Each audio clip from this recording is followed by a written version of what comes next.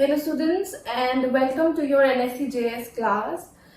इन classes में हम NSC-JS से रिलेटेड टॉपिक्स के बारे में बात करेंगे. वैसे NSC-JS का सिलेबस बहुत ज़्यादा वाइड है.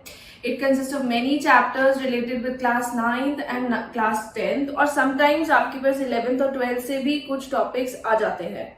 So it is a very difficult olympiad क्योंकि 9th क्लास के बच्चे से एक्सपेक्ट किया जाता है कि वो 10th क्लास के और 11th क्लास के कुछ क्वेश्चन सॉल्व कर पाए.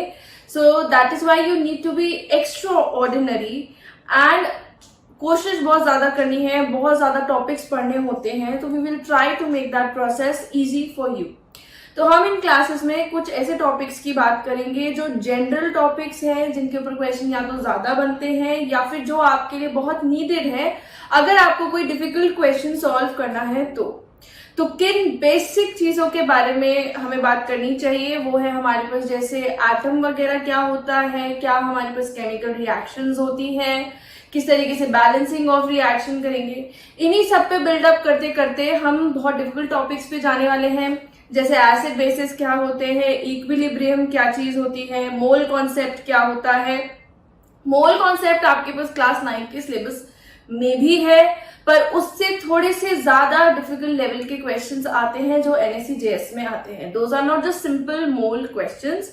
और मोल कंसेप्ट बहुत ज्यादा आता है NSC-JS के सिलेबस में. NSC-JS के पेपर में केमिस्ट्री पार्ट में मोल concept consist of many questions, so it is a very important topic. तो हम आज की क्लास में पहले स्टार्ट करेंगे एटम से रिलेटेड इंफॉर्मेशन के बारे में. Building on that we will be discussing about the types of bonds between the atoms. ठीक है, तो अगर हम एटम की बात करें तो एटम हमारे पास क्या होता है. According to Dalton's atomic theory, atom आपके पास वो पार्टिकल है जो कि सब बिल्कुल ही इनडिविजिबल होता है. यानी कि अगर आप किसी भी चीज को ब्रेक डाउन कर रहे हैं तो ब्रेक डाउन करने के बाद तोड़ते तोड़ते तोड़ते तोड़ते आपके पास एक ऐसा पॉइंट आ जाएगा जहां पे आप फर्दर उसको डिवाइड या ब्रेक डाउन उसको नहीं कर सकते. And that particle was known as atom by Dalton's atomic theory. But लेकिन फिर साइंटिस्ट ने और एक्सपेरिमेंट्स करे तो ये जाना गया कि एक्चुअली में ये चीज गलत होती है. सबसे छोटा पार्टिकल एटम नहीं होता है. एटम को आप कह सकते हैं इट इज दैट इंडिविजुअल और the smallest particle which can exist individually. ये इंडिविजुअली एग्जिस्ट कर सकता है, एटम इंडिविजुअली एग्जिस्ट कर सकता है, यानी कि जरूरी नहीं है ये किसी और चीज के साथ बॉन्डेड स्टेट में ही हो. सेकेंड ऑफ ऑल, ये सबसे छोटा ऐसा पार्टिकल है जो कि किसी केमिकल रिएक्शन में पार्टिसिपेट कर सकता है. यानी कि केमिकल रिएक्शन में हमारे पास हम जनरली कहते हैं मॉलिक्यूल्स या एटम्स करते हैं और एटम मॉलिक्यूल से छोटा होता है. तो it is one of the smallest particle which can participate in a chemical reaction. And second of all, it can be divided into some some subatomic particles. So it is not the smallest unit. ये smallest unit नहीं है, but everything is made up of atoms. अब वो different तरीके के atoms हो सकते हैं depending upon आपके पास किस element का atom है. जैसे हाइड्रोजन है, ऑक्सीजन है, नाइट्रोजन है, इन सब के आपके पास डिफरेंट एटम्स होते हैं. तो ये एक क्लास ऑफ एटम हो गई है हमारे पास. तो अब जो चीजें होती हैं, कोई भी चीज है उसके अंदर हमारे पास एटम्स होते हैं जिनकी वजह से कोई चीज बनती है. And those atoms can be same और डिफरेंट. वो अलग अलग हो सकते हैं या सेम हो सकते हैं. अलग अलग होंगे तो अलग अलग एलिमेंट्स के हो जाएंगे, सेम होंगे तो सेम एलिमेंट के हो जाएंगे. ठीक है, तो एटम हमारे पास एक छोटा ऐसा पार्टिकल है, सबसे छोटा वो पार्टिकल जो कि किसी केमिकल रिएक्शन में पार्टिसिपेट कर सके, जो इंडिविजुअली एग्जिस्ट कर सके. But it is not the smallest particle because it contains of many subatomic particles, जिनमें से 3 फंडामेंटल सबएटॉमिक पार्टिकल्स की अगर हम बात करें तो सबएटॉमिक पार्टिकल्स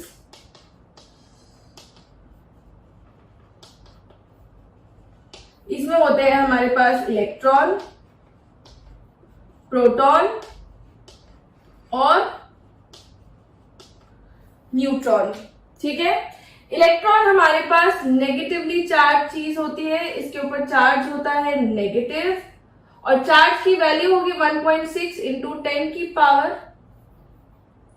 इसे हम ऐसे लिख देते हैं, इट इज नेगेटिवली चार्ज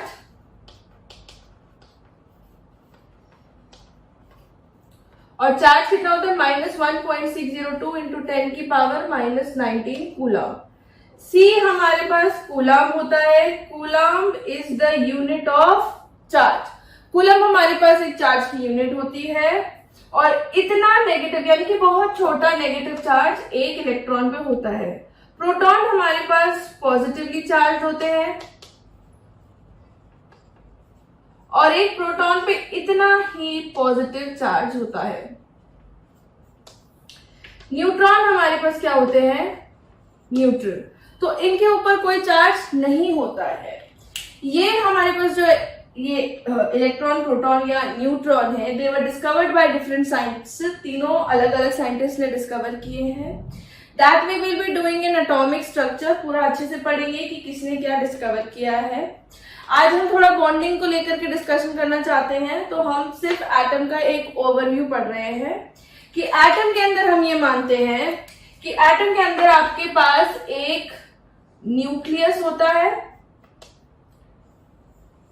जिसके आउटर मोस्ट में कुछ शेल्स होते हैं बाहर में।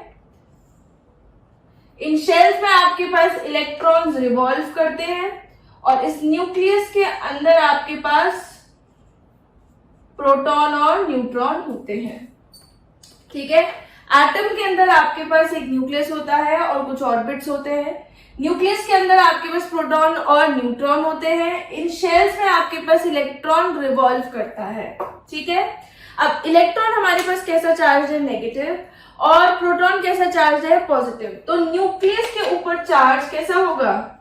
न्यूक्लियस हमारा पॉजिटिवली चार्ज होगा क्योंकि न्यूट्रॉन के ऊपर कोई चार्ज नहीं है और क्योंकि न्यूट्रॉन के ऊपर कोई चार्ज नहीं है और प्रोटॉन हमारे पास कैसा है? Positively charge. ठीक है, nucleus is positively charge because neutron does not have any charge and proton is positively charge. ठीक है, इन शेल्स में आपके पास ये जो इलेक्ट्रॉन रिवॉल्व करते हैं, they do so just like the planets. जैसे प्लैनेट सन के राउंड रिवॉल्व करते हैं, वैसे ही इलेक्ट्रॉन्स हमारे पास इस न्यूक्लियस के राउंड में रिवॉल्व करते हैं। अगर हम मास की बात करें तो मास ऑफ इलेक्ट्रॉन, एक इलेक्ट्रॉन का मास होता है 9.1 इंटू 10 की पावर -31 kg। ठीक है, अगर हम मास ऑफ प्रोटॉन की बात करें तो ये होता है 1.67 इंटू 10 की पावर -27 kg। अगर हम मास ऑफ न्यूट्रॉन की बात करें तो न्यूट्रॉन का मास इसके कंपेरेबल होता है प्रोटॉन के, स्लाइटली इससे बिगर ही होता है वैसे तो। इट इज ऑल्सो 1.67 इंटू 10 की पावर -27 kg। अब आप इस हिसाब से देख सकते हैं कि जो मास ऑफ इलेक्ट्रॉन है that is very very less than the mass of proton या फिर मास ऑफ न्यूट्रॉन। इलेक्ट्रॉन का मास बहुत छोटा होता है प्रोटॉन के मास से और न्यूट्रॉन के मास से। दैट इज वाई हम इलेक्ट्रॉन के मास को नेग्लेक्ट कर सकते हैं। जब भी हमें किसी एटम का मास लेना है तो we can neglect the mass of the electron and we only need to consider the mass of the proton या फिर मास ऑफ द न्यूट्रॉन। ठीक है, तो बेसिकली मास ऑफ जो एटम है उसमें आपके पास मेन कंट्रीब्यूशन या फिर होल सोल जो हम कैलकुलेट करते हैं that is only of the protons and the neutrons. और जो आपके पास ये इलेक्ट्रॉन है इसका मास हम कंसिडर नहीं करते हैं because it is very small. ठीक है, तो this is just a basic overview कि आपके पास इलेक्ट्रॉन, प्रोटॉन और न्यूट्रॉन क्या चीजें होती हैं और ये किसने डिस्कवर किए हैं या कैसे डिस्कवर किए हैं, ये हम आगे आने वाली क्लासेस में पढ़ेंगे। तो इसके चार्जेस क्या होते हैं और आपके पास किस तरीके का हम जनरल स्ट्रक्चर ऑफ एटम मान के चलते हैं। It is not the correct structure of atom, general structure हम यही मान के चलते हैं और इसके अकॉर्डिंग हमारे पास ये सारा इंफो है। ठीक है, जो न्यूक्लियस के अलावा पार्ट होता है that is called your extra nuclear part. तो every other thing apart from the nucleus is lying in the extra nuclear section of the atom। ठीक है, अब हम इससे रिलेटेड दो चीजों की बात करने वाले हैं। एटम से रिलेटेड हमारे पास दो टर्म्स होते हैं, one is the atomic number and the other one is the mass number. एक होता है हमारे पास atomic number, which is denoted by Z, and the other one is mass number which is denoted by A. ठीक है, जो atomic number होता है that is denoted by Z and the mass number it is denoted by A. Atomic number होता है हमारे पास number of protons या फिर number of electron in an atom. किसी भी एटम के अंदर आपके पास नंबर ऑफ प्रोटॉन या फिर number of electron in a neutral atom. Neutral atom मतलब जिसके अंदर आपके पास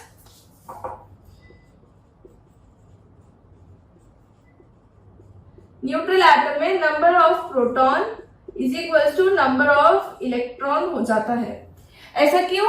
क्योंकि जितना पॉजिटिव चार्ज आपके पास एक प्रोटॉन पे है उतना ही नेगेटिव चार्ज एक इलेक्ट्रॉन पे है।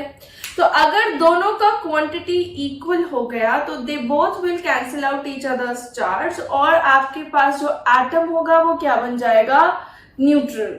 ठीक है, तो number of proton is equal to number of electron in a neutral atom, that is why atomic number is equal to number of proton या फिर number of electron in a neutral atom.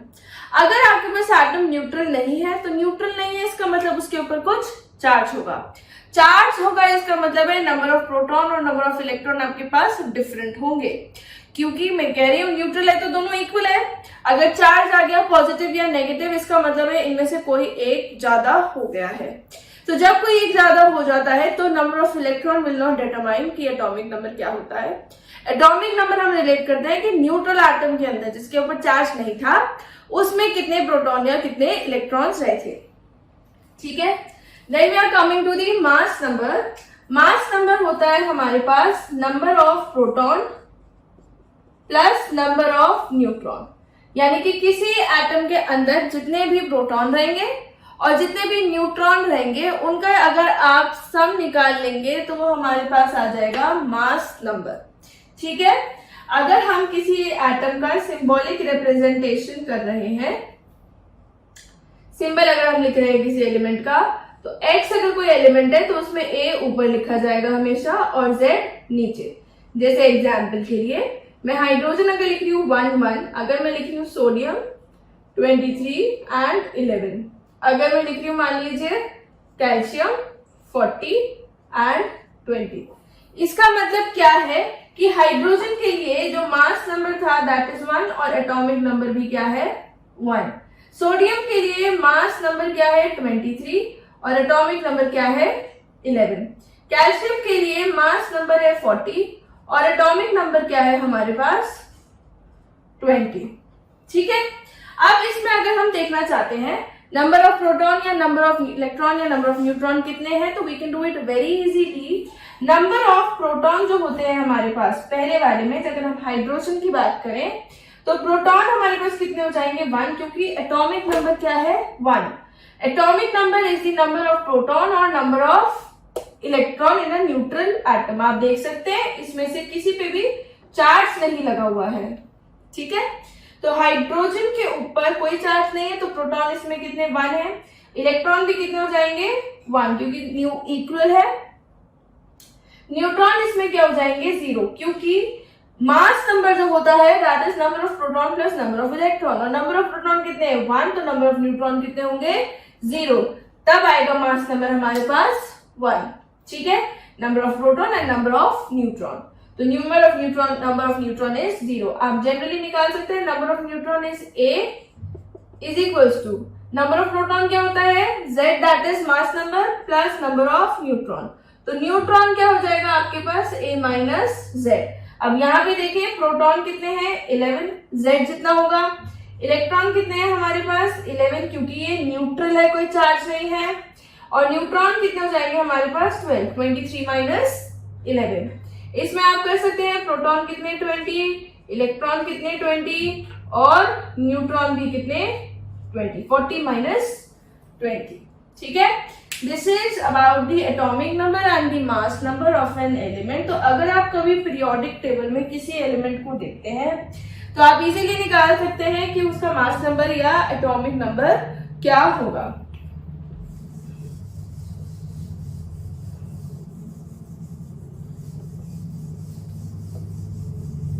और ये ध्यान रखिएगा कि mass number और atomic mass same चीजें नहीं होती। तो अगर आप एटॉमिक मास देख रहे हैं और अगर आप एटॉमिक नंबर या मास नंबर देख रहे हैं तो तीनों अलग चीजें हैं। Mass number and atomic mass are two different things, so इसीलिए they should be like kept in mind कि ये बिल्कुल डिफरेंट है। अगर किसी चीज का एटॉमिक मास है तो it can go in decimals, but mass number आपके पास डेसिमल में नहीं हो सकता, क्योंकि आधा न्यूट्रॉन या आधा प्रोटॉन या 1/4 प्रोटॉन आपके पास प्रेजेंट नहीं होगा। ठीक है। नाउ अब जैसे मैंने एटम की बात करी, मैंने कहा एटम के अंदर आपके पास एक न्यूक्लियस है और इसके आउटर मोस्ट में आपके पास कुछ शेल्स है। इन शेल्स में हमारे पास इलेक्ट्रॉन्स अकोमोडेटेड होते हैं। अब क्या होता है कि जैसे अगर हम सोलर सिस्टम से कंपेयर करें तो हमारे पास एक ऑर्बिट के अंदर एक ही प्लैनेट होता है, but that is not the case in the case of atom. Atom के अंदर इस तरीके का केस नहीं होता कि एक शेल में सिर्फ एक ही इलेक्ट्रॉन आपके पास प्रेजेंट होगा। किसी भी शेल में आपके पास मैक्सिमम नंबर ऑफ इलेक्ट्रॉन निकालने के लिए आप यूज करते हैं 2n² का फॉर्मूला। n यहाँ पे आपके पास होता है शेल नंबर। जो फर्स्ट शेल होती है n अगर 1 होता है तो उसे हम क्या कहते हैं k शेल। अगर n आपके पास 2 होता है तो उसे हम क्या कहते हैं l शेल। अगर n आपके पास 3 होता है तो उसे हम कहते हैं n शेल। ये तो इनके नेमिंग हो गए k l m n o p, इस तरीके से शेल्स के अल्फाबेटिकल लेटर्स ये हो जाएंगे, बट नंबर क्या होगा 1 2 3 4, तो they start from k not from a। तो अगर मुझे मैक्सिमम नंबर ऑफ इलेक्ट्रॉन निकालने हैं कि मैक्सिमम कितने आ सकते हैं, तो अगर मान लीजिए किसी क्लास में आपके पास 10 सीट लगी हुई है तो उसमें मैक्सिमम कितने बच्चे बैठ सकते हैं 10, लेकिन उससे कम कितने भी बच्चे बैठ सकते हैं। हो सकता है क्लास खाली हो सकता है उसमें 4 बच्चे बैठे हो सकता है 5 बच्चे बैठे हो, बट 11 बच्चे नहीं बैठ सकते उसके अंदर। तो ये आपको बताता है मैक्सिमम नंबर ऑफ इलेक्ट्रॉन किसी भी शेल के अंदर इतने होते हैं इन एन शेल। ठीक है। तो अगर हम फर्स्ट शेल की बात करें तो फर्स्ट शेल में कितने हो जाएंगे 2 × 1 का स्क्वायर, कितने हो गए 2। अगर हम यानी कि के शेल की बात करें तो के शेल में मैक्सिमम कितने इलेक्ट्रॉन्स हो सकते हैं 2। अगर हम बात कर रहे हैं सेकेंड शेल की तो यानी कि हम एल शेल की बात कर रहे हैं। एल शेल में आपके पास 2 × 2 का स्क्वायर कितने हो गए 8। ठीक है। थर्ड शेल में हमारे पास कितने मैक्सिमम इलेक्ट्रॉन्स हो सकते हैं, मैक्सिमम इलेक्ट्रॉन्स कैन बी 18। ठीक है। तो this is your maximum number of electrons किसी भी शेल में आप निकाल सकते हैं। कितने होंगे 2 8 18 32, इस तरीके से ये आगे बढ़ जाएगा। ठीक है। लेकिन जरूरी नहीं है कि आपके पास पूरे 8 या पूरे 2 या पूरे 18 आपके पास इन शेल्स के अंदर हो, क्योंकि मैंने जैसे कहा कि इनसे ज्यादा नहीं हो सकते बट इनसे कम जरूर हो सकते हैं। ठीक है। अब इसी तरीके से जैसे हम एटॉमिक नंबर का इस्तेमाल करते हुए एलिमेंट्स के अंदर इलेक्ट्रॉन्स को फिल करेंगे, उनका कॉन्फ़िगरेशन लिखेंगे कि कौन सी शेल में कितने इलेक्ट्रॉन आ गए और उसी के अकॉर्डिंग हम उनका इलेक्ट्रॉनिक कॉन्फ़िगरेशन लिख रहे हैं। ठीक है। तो एक चीज इसके लिए आप यहां पे लिख लीजिए कि अगर इफ द ड्यूप्लेट, पहली शेल में आपके पास कितने इलेक्ट्रॉन आ सकते हैं 2। अगर पहली शेल में 2 इलेक्ट्रॉन हो गए और सिर्फ एक ही शेल है तो वो एटम आपके पास क्या हो जाएगा स्टेबल हो जाना चाहिए, क्योंकि अब उसके पास मान लीजिए हमारे पास 2 क्लासरूम्स है। 2 क्लासरूम में से एक क्लासरूम में 2 सीटें और दूसरे में 8 सीटें हैं। अगर जो 2 सीटें कंप्लीट होगी तो हमारे पास क्या होगी भाई, हम स्टेबल हो गए, हमारा एक क्लासरूम क्या है कंप्लीट हो गया है। दूसरे वाला कोई बात नहीं, एक को लाएंगे उससे बेटर है कोई आए नहीं। ठीक है। तो आपके पास अगर ड्यूप्लेट कंप्लीट हो जाता है, if the duplet is complete और octet is complete in the outermost shell, कि सबसे बाहर वाली शेल में आपके पास 8 इलेक्ट्रॉन हो जाएंगे। ऑक्टेट का मतलब होता है 8 इलेक्ट्रॉन हो जाना, तो इसे हम ऑक्टेट रूल कहते हैं कि अगर किसी एलिमेंट के आउटर मोस्ट शेल में 8 इलेक्ट्रॉन हो जाते हैं, ऑक्टेट वाले को ऑक्टेट रूल कहते हैं। ऑक्टेट अगर कंप्लीट हो जाता है आपके पास आउटर मोस्ट शेल में, then that atom becomes stable। तो वो एटम आपके पास क्या हो जाता है, स्टेबल हो जाता है। अगर किसी एटम के आउटर मोस्ट शेल में आपके पास 8 इलेक्ट्रॉन हो जाते हैं तो हम कहते हैं कि आपके पास वो एटम जो है क्या हो चुका है, स्टेबल हो चुका है।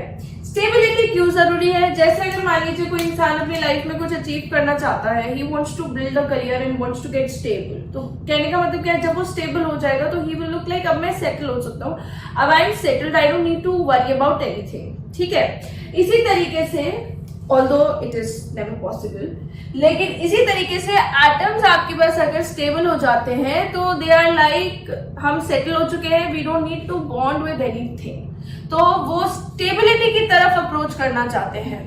जो भी आपके पास केमिकल रिएक्शंस होती हैं बाय देमसेल्फ मोस्टली, वो इसलिए होती है कि एटम्स आपके पास जो अनस्टेबल है वो स्टेबिलिटी की तरफ चले जाएं, यानी कि वो या तो अपना ड्यूप्लेट आउटर मोस्ट शेल का कंप्लीट कर लें या फिर वो आउटर शेल में आपके पास ऑक्टेट कंप्लीट कर लें। So this is very important concept regarding the chemical reactions, क्योंकि अगर हमारे पास कार्बन ऑक्सीजन के साथ रिएक्ट करके कार्बन डाइऑक्साइड बना रहा है, इसका मतलब है कार्बन अपना ऑक्टेट कंप्लीट करना चाह रहा है।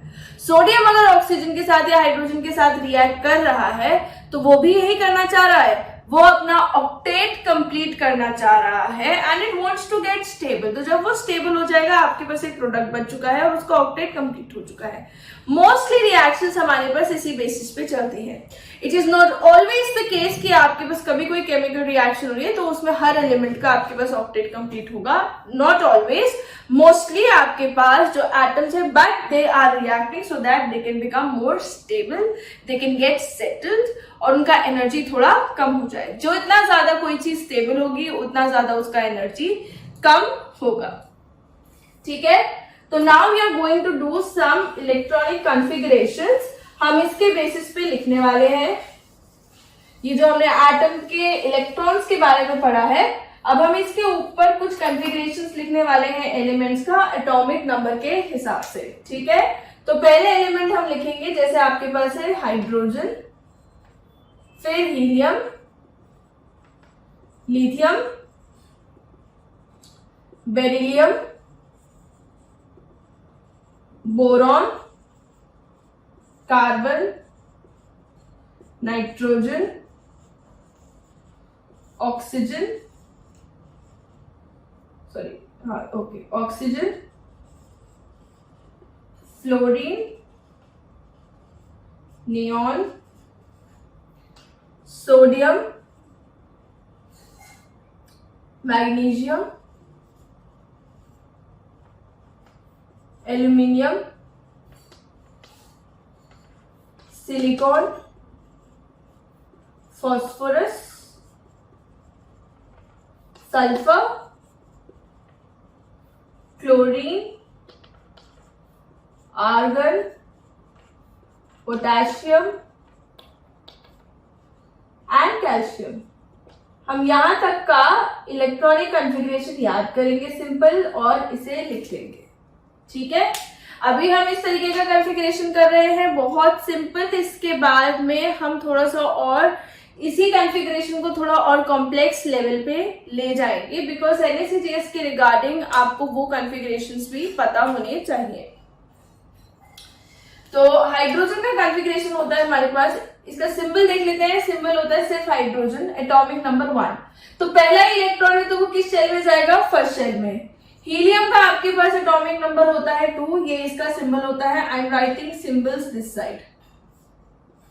ठीक है, तो इसका कॉन्फ़िगरेशन आपके पास क्या हो जाएगा 2, क्योंकि पहली शेल में कितने इलेक्ट्रॉन आ सकते हैं 2, तो इसके पास 2 इलेक्ट्रॉन आ चुके हैं उस शेल में।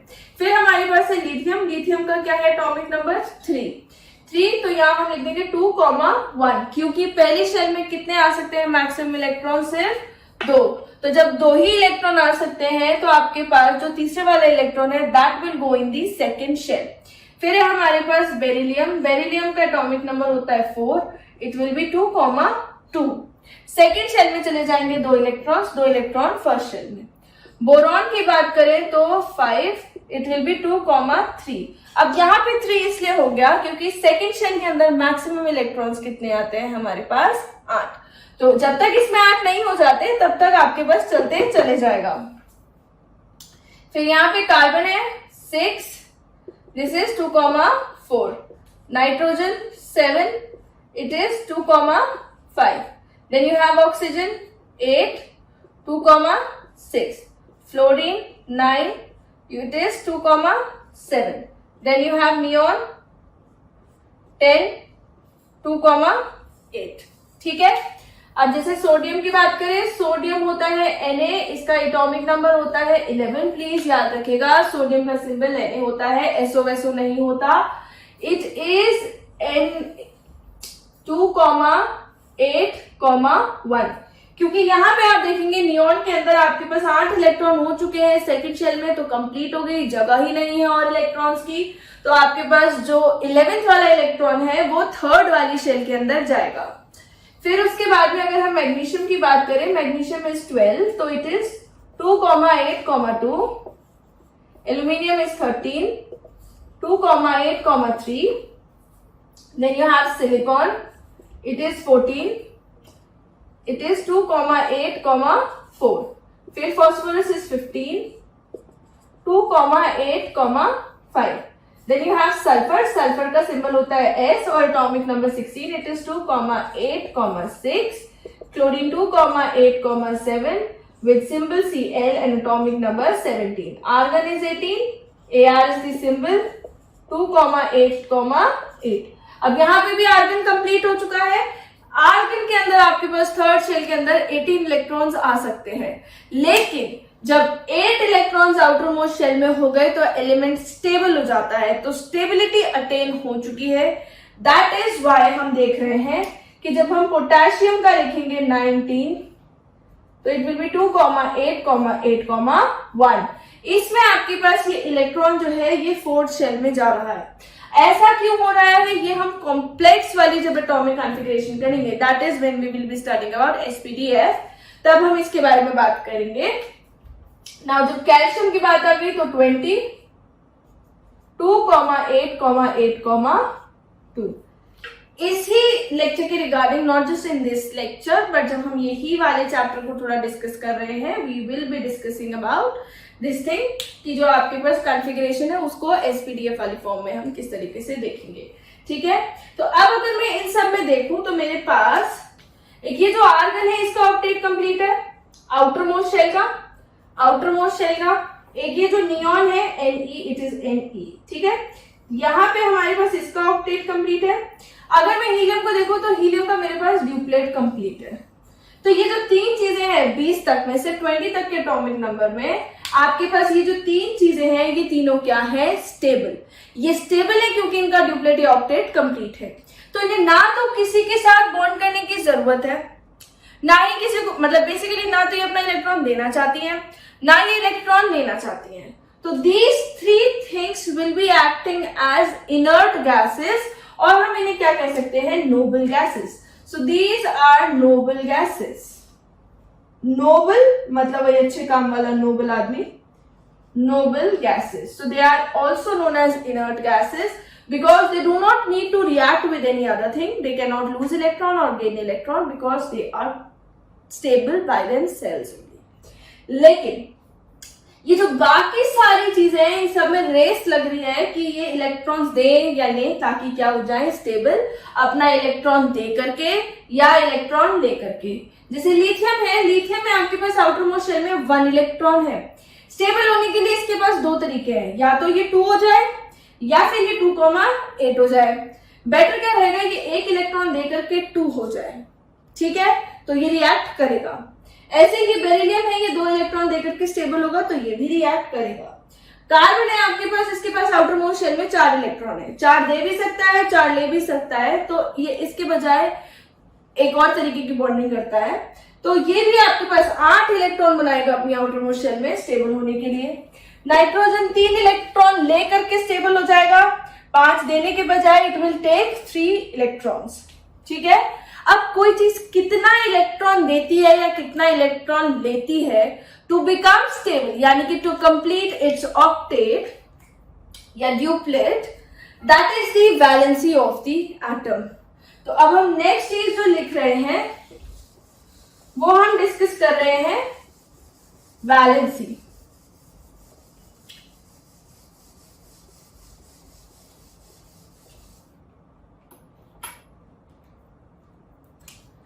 वैलेंसी आप दो टर्म्स में कह सकते हैं। Valency is the number of electron in the outermost shell. किसी भी एटम के आउटर मोस्ट शेल में कितने इलेक्ट्रॉन्स हैं वो उसकी वैलेंसी बताता है, या फिर उसका कंबाइनिंग कैपेसिटी कि कितने इलेक्ट्रॉन देके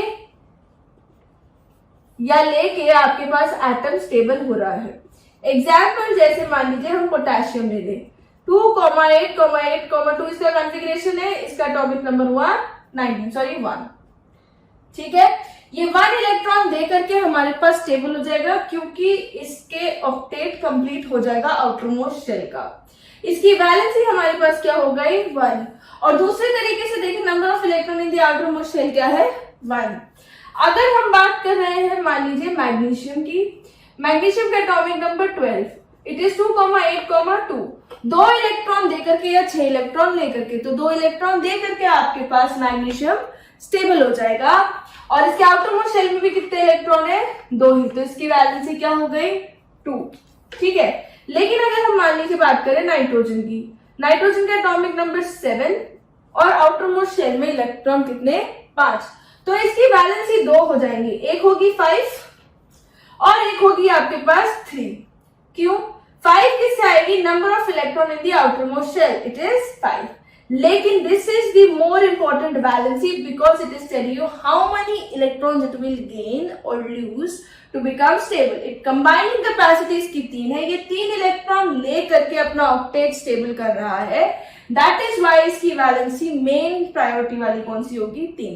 वैलेंसी दोनों होंगी 5,3, बट 3 हम ज्यादा यूज करेंगे क्योंकि ये 3 इलेक्ट्रॉन गेन करेगा ताकि ये स्टेबल हो जाए। तो वैलेंसी हमारे पास होती है, जैसे अगर हम ऑक्सीजन की बात करें तो बहुत सिंपल है, 2,6 है, तो वैलेंसी हम किसे मानेंगे भाई 2 को ही, क्योंकि ये 2 इलेक्ट्रॉन ले करके स्टेबल हो जाएगा तो वैलेंसी विल बी 2, ठीक है। कार्बन की बात करें तो ये 4 और 4 बेसिकली 4 ही रहेगा आपके पास, तो वैलेंसी इज 4, ठीक है। नाइट्रोजन के केस में it becomes a little dicey, basically 3, क्योंकि ये एक नॉन मेटल है तो ये इलेक्ट्रॉन गेन करेगा। बाकी सब में इट बिकम्स वेरी क्लियर कि व्हाट इज योर वैलेंसी। तो कंबाइनिंग कैपेसिटी मोर ट्रस्टेड, ठीक है, वैसे दोनों डेफिनेशंस है, number of electron in the outermost shell या फिर combining capacity of the atom. अब मैंने कहा इलेक्ट्रॉन देना या लेना करेंगे ये, ताकि ये एटम्स क्या बन जाए स्टेबल, ठीक है। Apart from this taking and giving of the electrons, there is also sharing of electron। इसके बेसिस पे हमारे पास जो भी कोई 2 एटम्स है, कोई इलेक्ट्रॉन लेना चाहता है, कोई इलेक्ट्रॉन देना चाहता है या कोई शेयर करना चाहता है, इन सब चीजों की वजह से आपके पास एक कंपाउंड बन जाता है, ठीक है। तो वो कंपाउंड का फॉर्मेशन आपके पास डिफरेंट बॉन्ड्स की वजह से होता है कि किसी ने इलेक्ट्रॉन दिया है या शेयर किया है, लिया है या शेयर किया है। ऑन दिस बेसिस हमारे पास कंपाउंड का फॉर्मेशन डिफरेंट टाइप्स के बॉन्ड्स की वजह से होता है। So we have only 2 main types of bonding, that is ionic and covalent. Apart from that there are also many other bondings, metallic bonding, coordinate bonding and this that. तो ये हम next class में इन चीजों के ऊपर थोड़ा focus करेंगे। So related with this atom वाली सीरीज जो हमने स्टार्ट करी है, we will be discussing about the bonding in the next class, ठीक है। And related to these topics, we will be doing the SPDF configurations also, ठीक है। अगर आपको कोई डाउट आता है, you can ask your teacher about it very clearly. Please ask your doubt and make the topic very clear because NSCJS, it is a very difficult exam. Start preparing for it from right now and be focused on the exams. If you need any tips or tricks, you can ask your teacher. Thank you.